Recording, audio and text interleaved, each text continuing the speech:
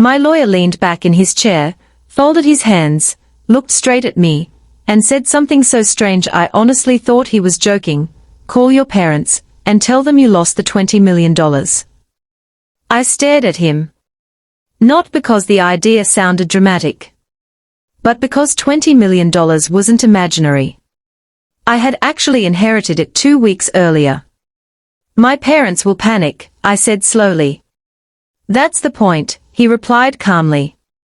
And that was the moment everything started to make sense, and also the moment I realized my lawyer knew something about my family that I didn't. Let me start from the beginning. My name is Olivia Hartley.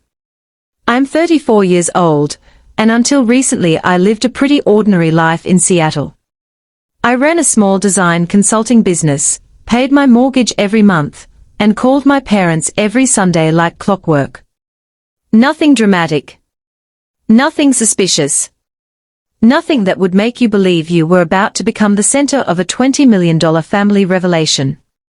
The money came from someone I barely knew. My grandmother. Not the grandmother who raised me. My father's mother. The one he never talked about. When I was younger and asked about her, my father would shrug and say, "We are not close." That was it. No stories.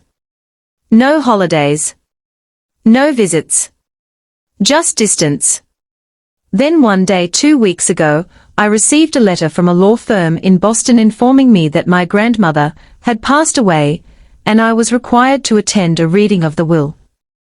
At first I assumed it was a mistake. My father had 2 siblings. Surely the estate would go to them. But curiosity got the better of me. So I flew to Boston. The law office was quiet and old-fashioned, the kind of place with dark wood walls and framed legal certificates that looked older than the Constitution. That's where I met Daniel Brooks, the lawyer who would later tell me to lie to my parents. When the will reading began, I expected maybe a small inheritance. $10,000. Maybe 50. Something symbolic. Instead, Daniel cleared his throat and calmly announced that my grandmother had left the majority of her estate to me. $20 million. I remember laughing. Not because it was funny. Because it felt impossible. My father looked just as shocked when I called him afterward. Or at least, I thought he did. That call lasted 3 minutes. He said congratulations. Then quickly changed the subject. I didn't think much of it at the time. But Daniel Brooks did. When I returned to Seattle a few days later, he asked to meet again. That meeting is when he told me to call my parents and say the money was gone. You need to see their reaction, he said. Why? I asked.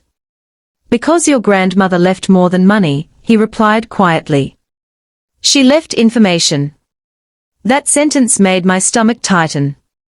What kind of information? Daniel opened a folder on his desk. Inside were documents. Letters. Notes. Financial records. And one handwritten message from my grandmother. It said, "If Olivia receives this inheritance, it means she is the only one who deserves to know the truth." My chest tightened. Truth about what? Daniel looked at me carefully. Your grandmother believed your father had been waiting for this money for a long time. I frowned. That doesn't make sense. He barely talked to her. That's exactly why it makes sense, Daniel replied. And then he explained the test. People reveal their real intentions when they believe something valuable has disappeared. So he handed me my phone. Call them, he said. My hands felt strangely heavy as I dialed. My mother answered. Hi honey, she said cheerfully. I swallowed. Mom. I need to tell you something. What's wrong? I glanced at Daniel. He nodded. I lost the money. Silence. Not confusion. Not shock. Silence. What do you mean you lost it? She asked slowly. I made a bad investment. The money is gone. Another pause. Then she said something I will never forget. You need to tell your father. Not, are you okay? Not, that must be hard. Just, tell your father.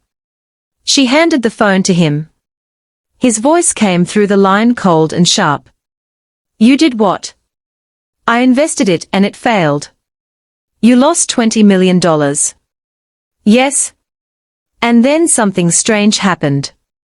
He didn't sound worried. He sounded angry. Not angry that I was upset. Angry like someone whose plan had just collapsed. You need to come home, he said immediately. Why? Because we need to talk about your future. Daniel quietly wrote something on a notepad and slid it toward me. Watch what they ask. I nodded slightly. What about my future? I asked. Without that money you'll need help, my father said. Help. That word sounded harmless. But his tone wasn't. What kind of help? We'll figure it out when you get here, he said. Then he hung up. I slowly lowered the phone. Daniel leaned back in his chair. Exactly what I expected. What does that mean? I asked. It means your father believed that money already belonged to him. My stomach dropped. But it doesn't. No, Daniel said quietly. And that's where things get complicated. Over the next few hours he explained something I had never considered. My grandmother had been wealthy for decades. But according to her records, someone had been trying to gain control of her estate long before she died. Someone close to the family. Someone who knew exactly how much the inheritance would be worth. Someone who believed that if the money ever reached me, they could convince me to transfer it. Your grandmother suspected your father, Daniel said. I felt dizzy. That's impossible. Is it? He slid another document toward me. It was a financial report showing repeated attempts to access trust information over the past 10 years. The requests had come from a legal office. A legal office hired by my father. My chest tightened. Why would he do that? Daniel answered quietly. Because $20 million changes people. The next day I flew to my parents' house. What happened there would change my understanding of my entire childhood. The moment I walked in the door my father asked the same question again. You lost the money? Yes. He paced across the living room. Unbelievable, he muttered. My mother watched silently from the couch. Not comforting. Observing. Then my father stopped walking and looked at me. You need to sign something. My heart skipped. Sign what? Just paperwork, so we can help manage your finances from now on. Daniel's warning echoed in my mind. Watch what they ask. What kind of paperwork? I asked. A financial power of attorney, he said quickly. There it was. Even without the $20 million, he still wanted control. I shook my head slowly. I'm not signing anything today. His face tightened. You clearly can't manage money.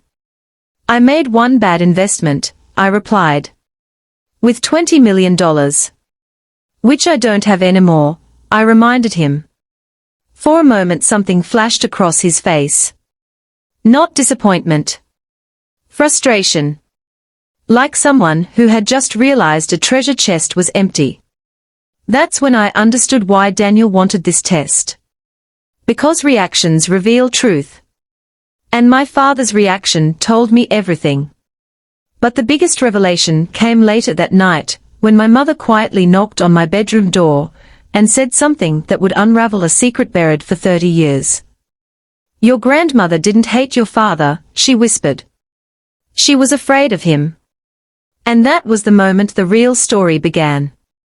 Because the $20 million wasn't the most important thing my grandmother left behind. The most important thing was the truth. And once that truth started coming out, it would change everything I thought I knew about my family. Everything.